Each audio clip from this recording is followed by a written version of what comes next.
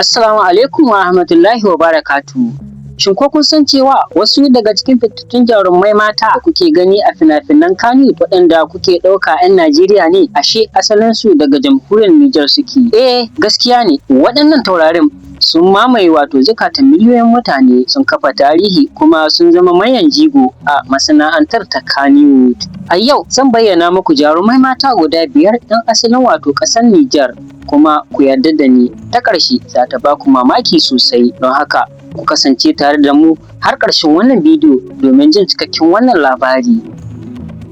A namba ta 5 muna da Aisha Yusuf. Za mu fara da jaruma Aisha Yusuf, wadda aka fi sani da Aisha Niger. Idan kana kallon fina-finan Hausa, ba zai yiwu ka rasa sanin wannan fuskar ba. Aisha ta shahara musamman wajen taka rawa uwa ko mace mai ƙarfi da hikima. Abinda mutane da yawa ba su sani ba shine Aisha mace ce mai jajircewa, wadda ta fito daga jamhuriyar Niger duk da irin gwagwarmayar ɗaukakar da ta samu a nan Najeriya.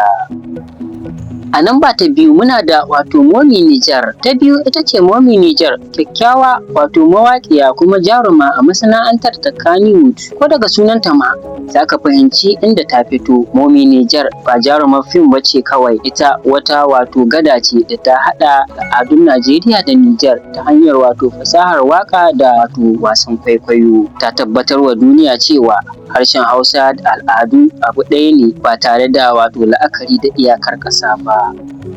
A namba ta 3 muna da Zahra Diamond. Yanzu mu duba wata kyakkyawar fuska mai tasowa da ƙarfi. Zahra Diamond. Zahra ta shigo Kannywood da wani irin kwarjini da ƙwarewa, wanda nan take ya ja hankalin masu kallo. Ita ma tauraruwa ce daga jamhuriyar Niger, kuma tana ɗaya daga cikin jaruman da ake sa ran za su daɗe suna haskakawa a masana'antar ta Kannywood saboda gwanintarta.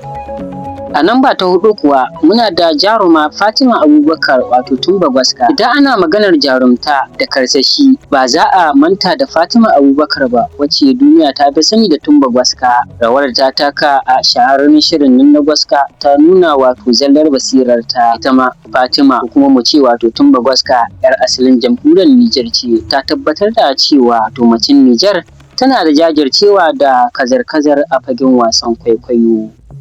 A namba ta 5 kuma namba ta ƙarshe muna da Safiya Musa. Daga ƙarshe ga babbar jarumar da ta kafa tarihi Safiya Musa. Kafin zuwa sabbin jarumai, Safiya Musa ita ce sarauniyar da ke jan ragamar Kannywood. Ta fito a fina-finai da dama waɗanda har yau ba za a mance da su ba. Mutane da dama sun yi tsammanin 'yar Najeriya ce saboda yadda ta saba da kowa, amma gaskiya magana ita ce 'yar asalin jamhuriyar Niger ce. Safiya ta bar gurbi da har yau za a cike ba a masana'antar ta Kannywood. To waɗannan su ne jarumai mata guda 5 ɗan asalin ƙasar Niger da suka kafa tarihi a masana'antar shirya fina-finai ta Kannywood. Daga cikinsu wacce ce ka fi so? Shin akwai wata jaruma da kuka sani 'yan Niger ce wadda ba mu ambace ta ba? Ku rubuta mana sunanta a can ƙasa a sashen comment. Kada ku manta ku danna alamar like idan wannan bidiyo ya burge ku, sannan ku yi subscribing don samun wasu sababbin bidiyo masu ƙayatarwa. Ku danna alamar ƙararrawa domin ku zama na farko da za ku kalli sabon bidiyon mu. Mun gode da kasancewa tare da mu. Sai mun haɗu a bidiyo na gaba. Ni ne naku Sadiq Abdullahi Busawa, nake ce muku sai anjima.